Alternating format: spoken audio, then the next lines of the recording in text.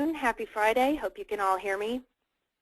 I will sort of go through introductions here for the first minute or two and hopefully give everyone time to get in and settled.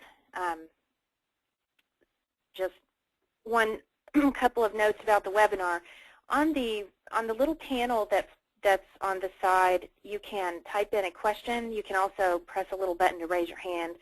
So if you have any questions that you come up with during the presentation or during the demonstration, please do feel free to type those in to the chat panel, and then we'll do our best to address those during the Q&A portion later in the session. And if we don't get to your question for reasons of time constraints, then I'll certainly contact you directly to follow up. So I'll just take a moment here to introduce myself and my other colleague that's on the line today. My name is Michelle Jort, and I'm the Director of the Privacy Data Systems Sales and Marketing Team. I work primarily with our financial services and legal industries, and also small business, generic industries as well. Ray Blackburn, our other presenter, is the Director of our Client Services and Operations Department. He's our technical expert today, and he's going to be able to give us a product demonstration after our presentation here today. Also, following the webinar, I'll send everybody a copy of these slides, and then I think that the GoToMeeting system will automatically email you a replay that is, in case you miss anything or want to watch it again, you're able to do that. And that this presentation does have my contact information in it. So if you have any follow-up questions or want to set up some time later to speak one-on-one, please do feel free to reach out to me. So first we'll get started with a brief interview of who Privacy Data Systems is and what we do. Since 2006, Privacy Data has been providing secure communications and privacy technology for various industries, namely healthcare and financial services, because of course, as you know, both of those have rules and federal regulations around how and when the electronic transmission of private information is allowed, and also what levels of security need to be employed when you send that information on the internet. Also, we work with the military. We're the technology provider for a USO program that's called Smiles Over Miles. It's a video messaging platform for military service members that might be separated from their families, and that's been real rewarding. All right. So that's a little about us. Now let's get into digital security for your CPA firm. I've put together a list here of some things that you may be concerned about, or at least you need to be concerned about as far as digital security at your firm. First is malware. Malware is virus and virus-like programs that can get onto your computer, and just like the definition of a virus, they can replicate themselves and spread throughout. So some are harmless, and they just sit there really waiting to be removed. And other types of malware do cause harm to your computer's performance. Sometimes just simply slowing it down, or they can interfere with the functionality of your programs. Malware is really short for malicious software, and its sole purpose is to gain unauthorized access to your computer system. So when it is actually malicious, the intent that whomever put this malware on your machine is to gather sensitive information for unlawful purposes. So one type of malware is called spyware, and that's software that can gather your passwords and your login details and store those on other locations in cyberspace.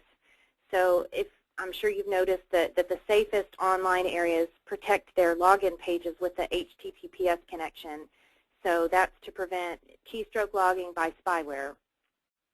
Other less threatening types of malware are really more annoying than anything else. Like there's adware, which is designed to hijack your browsing habits, and you may have noticed when you're browsing, it can serve up annoying advertisements that are based on your search history. So we recommend a couple of products at the top of our list for protection from malware on your machines. And one is just MS Security Essentials. It's a Microsoft product. It's free. You can download it right from the Microsoft website, and I put a hyperlink in here to show you where to get that. It is. They have a free version that actually works very, very well. And also Norton makes a fine malware and virus protection product, and there's lots of others. The other area besides just your hardware that you need to protect definitely is your network. If you have a wireless router, most likely it came ready to just plug in with default security settings. So if you did just plug it in and hook your computers up to it, chances are that your username may still be the default, which most of the time is the word admin, and your password probably doesn't exist because it hadn't been set up yet. So if your router settings are still set to this default, the harmless thing is people can actually get free internet by hacking into your network. It's real easy to do. I'm sure you've seen other people's wireless networks when you look at the ones that are available to you, and just both on your computer and on your phone. You can see usually they have a name like Joe's Wireless or Joe Work. Most of the time, if the person has installed these security settings, you can't get onto those. But a novice hacker that sees one of those available, they can actually get right in there, and one of the most important things they can get, which can lead to a dangerous area for you, is your IP address.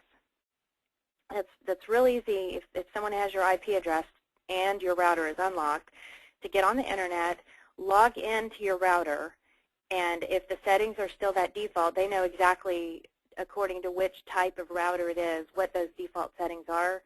And then they can put settings on there, resetting your information and essentially locking you out so that they can get right onto your network and into your computer. And so, of course, what's on your computer?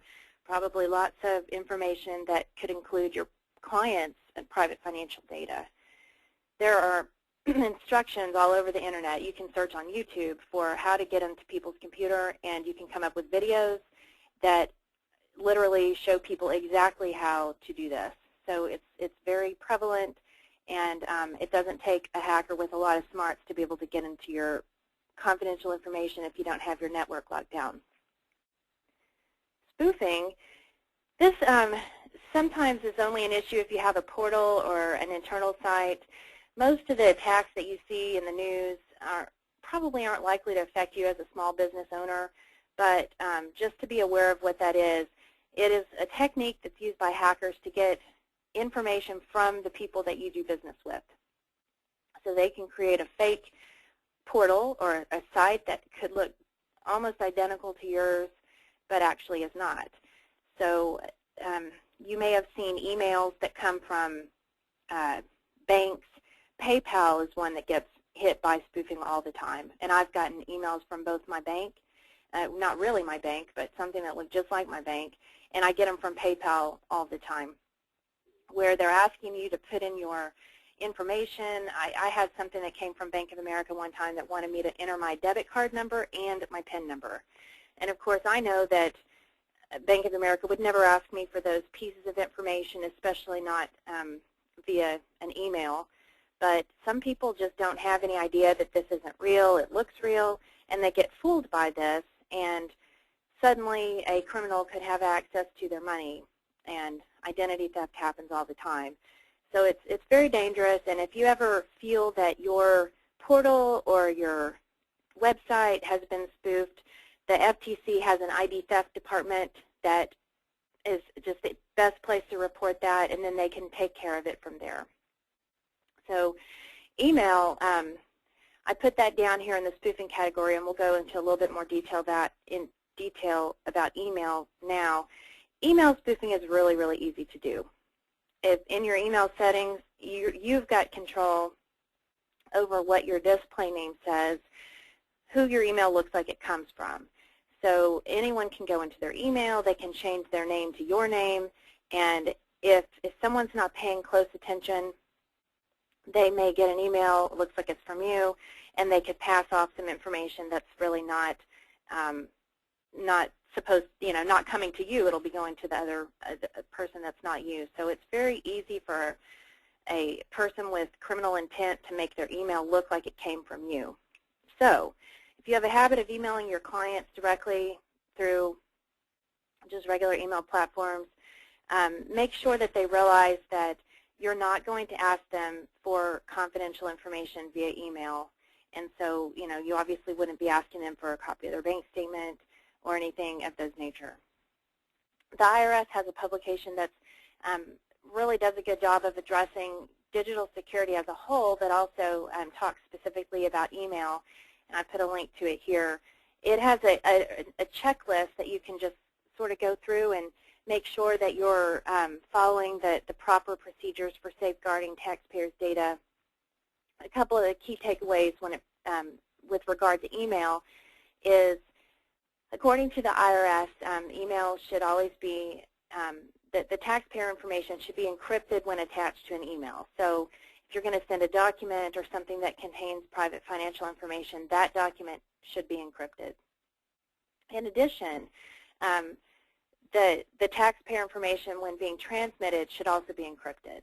And typical out-of-the-box email programs like Outlook, Gmail, Yahoo, they don't necessarily come with encryption. These are additional settings and additional, sometimes, software that you need to purchase to make sure that you have this type of encryption, because email was not ever intended to be anything more than a communication device.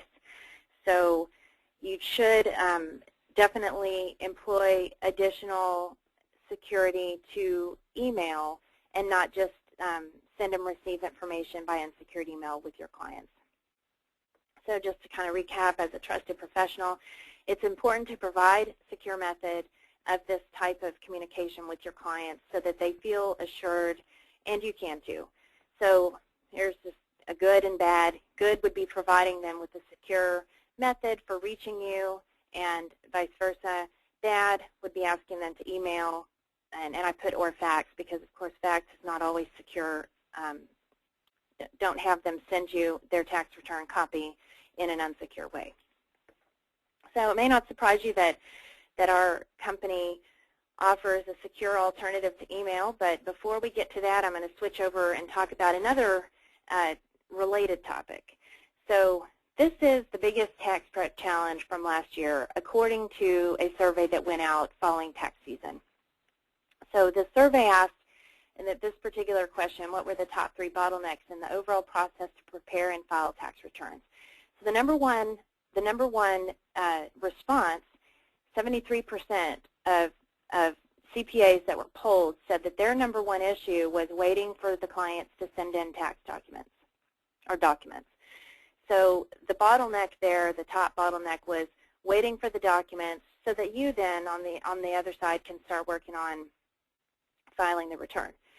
So the second problem really leads into that first problem, which is processing the late additions of the tax documents.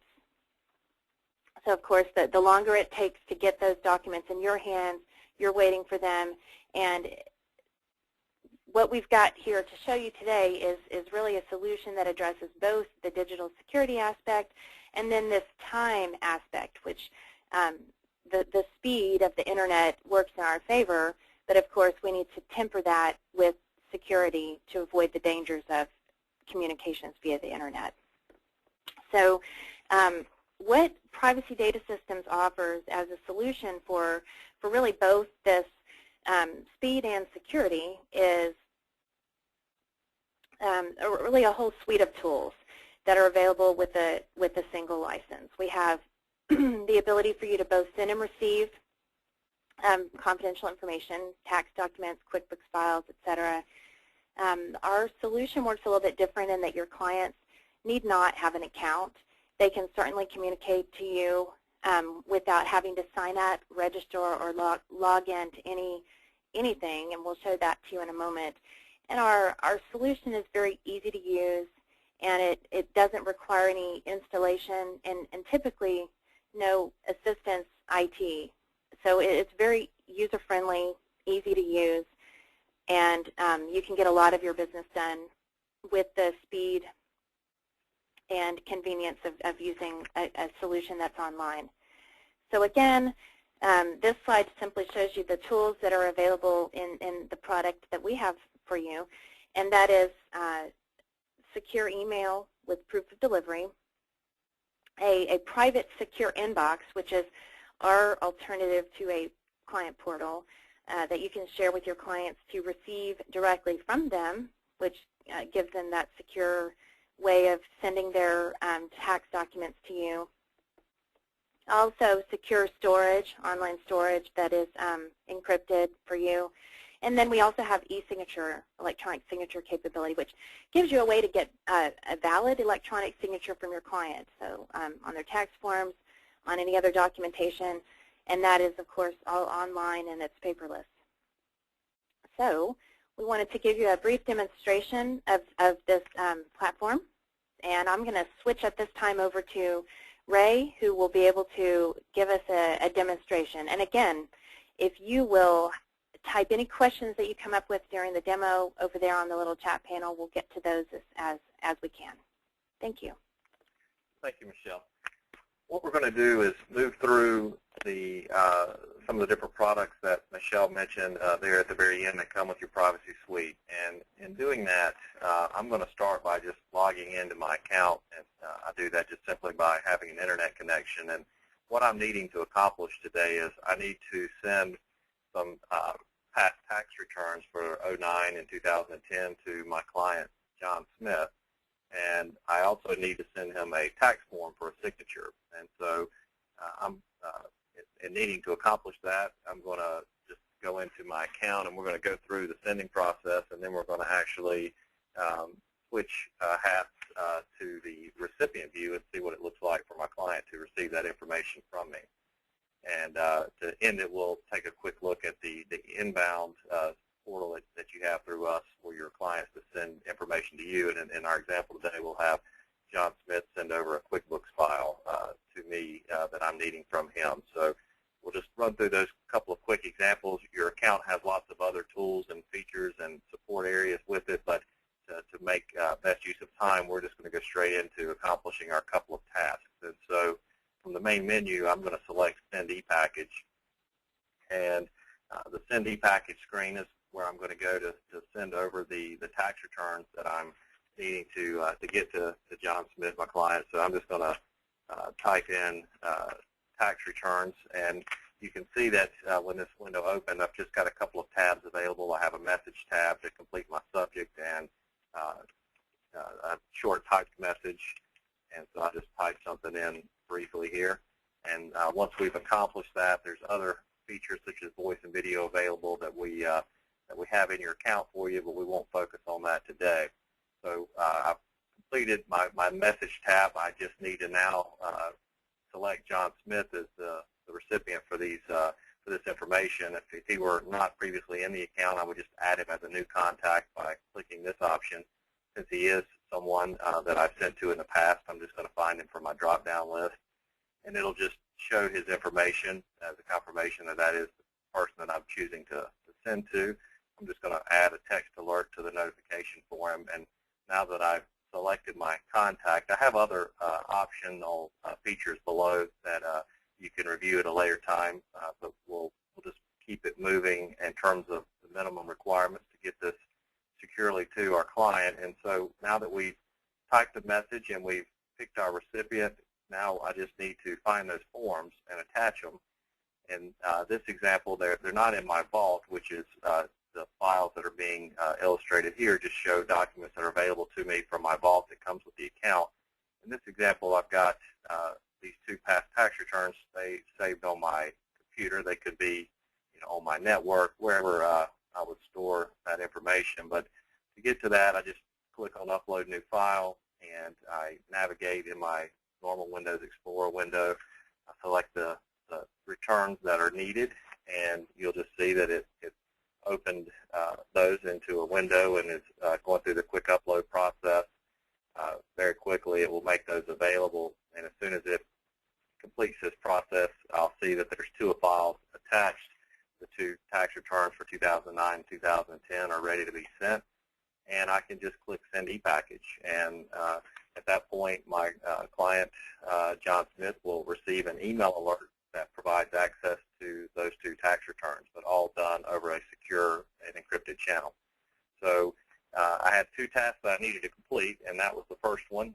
The other one that I mentioned was I needed to send a form for John's signature as well. So while I'm in my account, I'm going to move over to the Signature Plus area, and it's going to look similar to the screen when I went through the steps to send the e-package with the tax returns. But in this example, I'm needing a signature, and I'm going to be able to do that straight on from loading a file and sending it to him, and he will be able to sign it right on his computer and send it back to me. So I'm just going to type in document to sign, and just as we did before, we're including a subject, and I can type a message to go along with that for my client. And so I'll just say, please sign. And so we've got a message tab that has the subject and the message, typed message component completed. Now I need to pick my recipient. So again, this is my same client that needs the tax forms, that needs to sign this. So we're going to find John Smith in our contact list, and I'm going to select him. And as it did in the previous communication we sent to him, it'll let me see his information. Now that I've got my recipient picked, we need to select the document for signature. So I can, at this point, upload a file just as we attached files to the previous secure message, or if it's a file, maybe a standard form that I have saved in my vault, I can find that form. In this case, I've got Form 8879 that I need a signature on for my records. I just selected that file, and then once it's been picked, I annotate or click the Annotate button. And it's just going to open a window that gives me the ability to select where I'm looking for the signature and perhaps a date or initials, any type of information that I'm looking for John to sign on this document. I just need to annotate those areas. So as soon as it loads, I will go to the fields provided above, and I'll select if it's a signature or if it's initial. So since we know we need a signature, I'm going to pick that. I'm going to scroll down to the signature line in this particular form, and I'm just going to click and drag and make a box that is showing John where I'm looking for the signature. I can size it. I can move it around a little bit. So I've got the signature block where I want it. Now I'm going to also add a box for the date, since I'm looking for the date to be entered on this particular line. So I've got that lined up. I do not need any other signatures or information on this one, so I can just simply click Save and Continue. And the document is now ready to be sent to John Smith. So all I have to do is click Send. And again, as before, when I sent the tax returns over with this Form 8879 that I need a signature on, he's going to immediately receive a email alert. So what we're going to do is switch hats and look at it from a recipient view. Quickly before we do that, I just want to point out in your account out box that you have a vision into your past messages that were sent. You can see we sent an e-package with tax returns. It's letting me know that it's pending delivery, meaning that John Smith, my client in this case, has not opened it. Same thing on the document to sign. That is telling me it's not been opened as well. I do have a log for each one of these so that I can see exactly when they were created and when they were sent. And then after my recipient opens it, it will let me see exactly when they were opened, any files that were downloaded or viewed. In this example, on a previous one from a couple of days ago, you can see that it was actually accepted. And I'll click on the view log just so that you can see, once they've accepted delivery, I get a notification in here through my email, but it also logs it in my POD log with a date and time.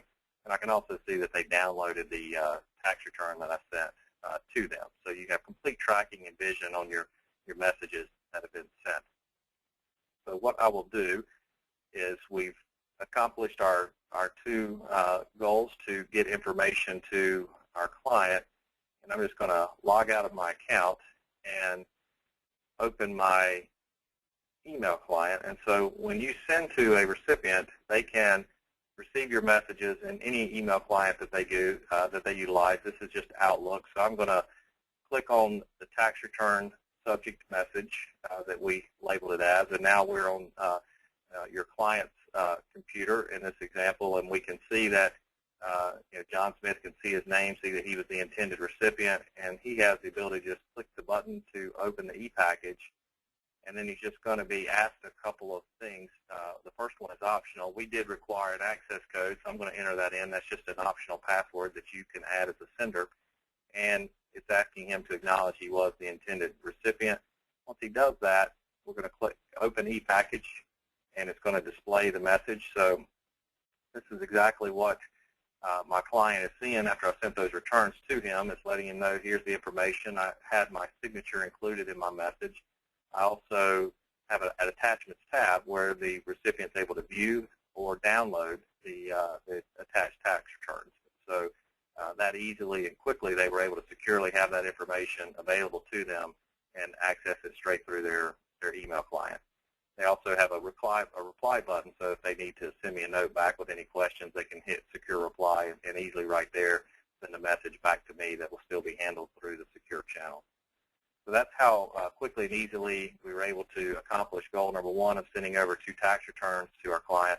The second message that we sent was requesting a signature. So I'm just going to find that one here in my email, and we're going to open that up. It looks very similar, except for this time it's referencing a signature e-package. So if I click the link to open that, we'll see that they have a similar screen with the delivery acceptance. So we just need to make sure that our client is acknowledging the authentication steps we required, which they did, and now we can see that it's a Signature Plus e-package. We've got a typed message, and then we have a tab. This time, instead of saying attachment, it's referring to a document requiring signature. So I can see that there's a document needing to be signed, and so all John Smith is going to do is click on Sign this document, and we're going to see it displayed. It takes it just a moment to load, and when it does, it's going to take me exactly to where I'm needing to add my signature.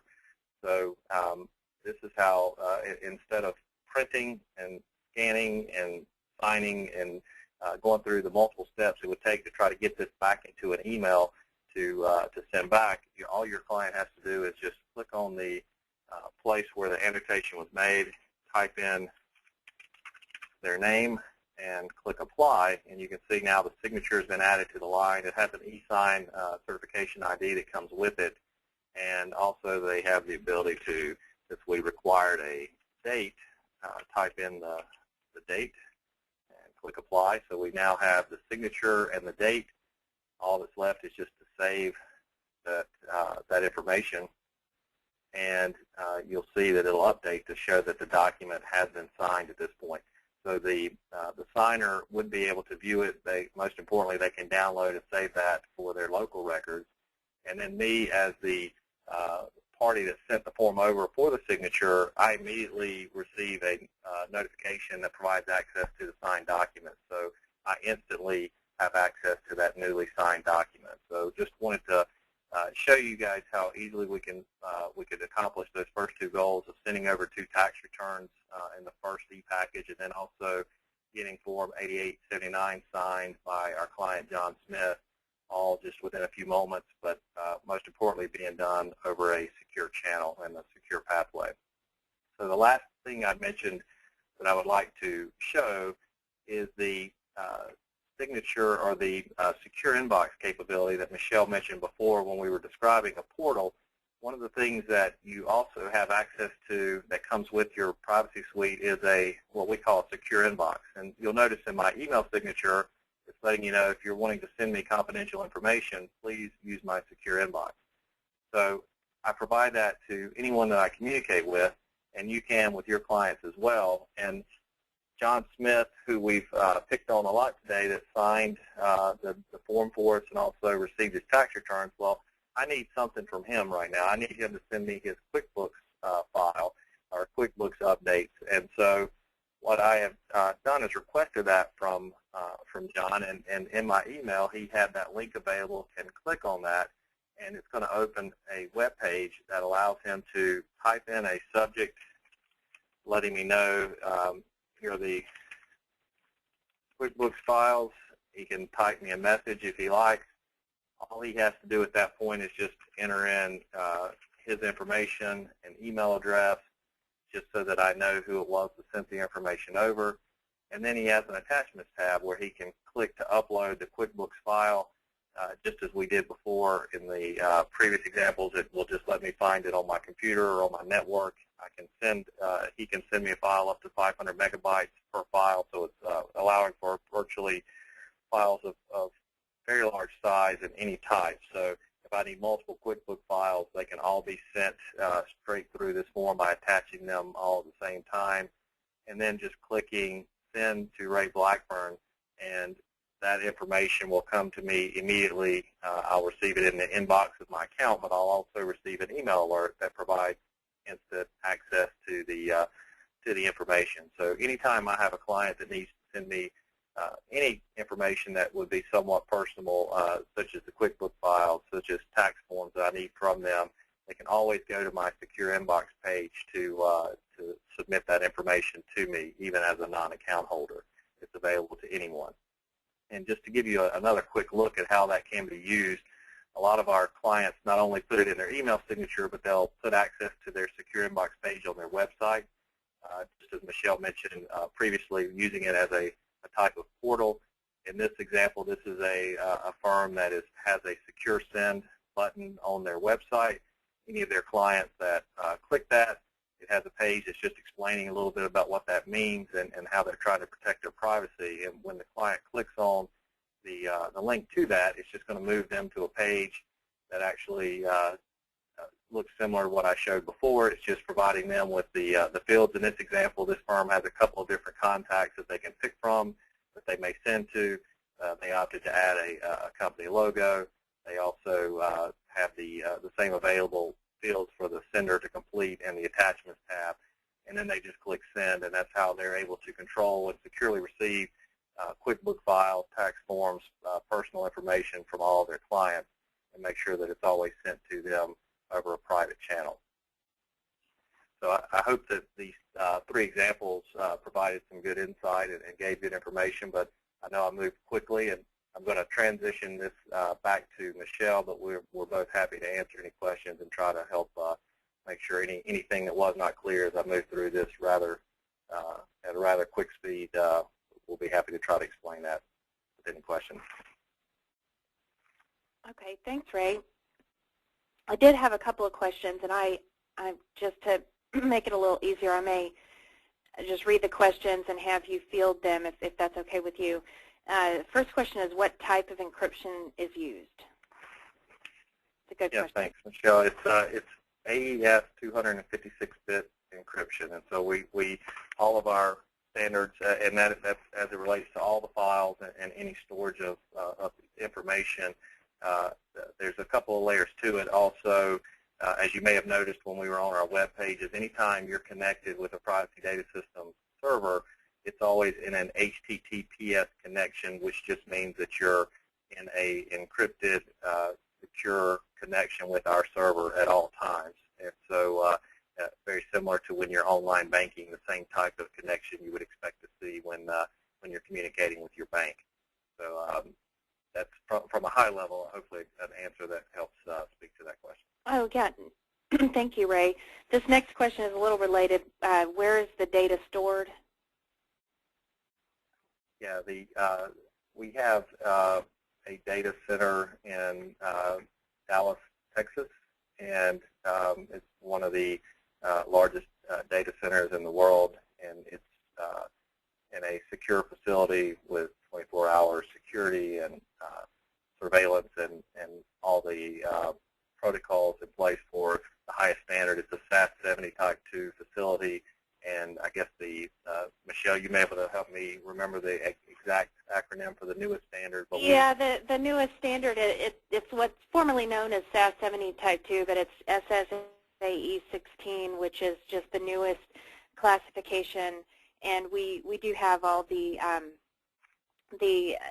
elements that you would consider as being very appropriate for handling of private financial information. Our site is VeriSign secured, as well as has the trustee certification, and then of course the data center is of that SSAE 16 classification and has all the credentials that one needs for the most sensitive of data.